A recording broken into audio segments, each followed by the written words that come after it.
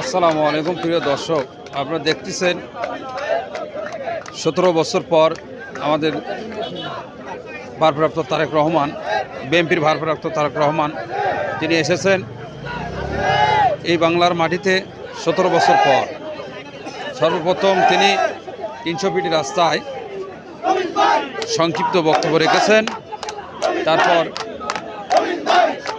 তারপর তিনি তার মার হাসপাতালে দেখতে গেছেন। আজকে তার বাবার কবর জিয়ারতের পর আমাদের বীর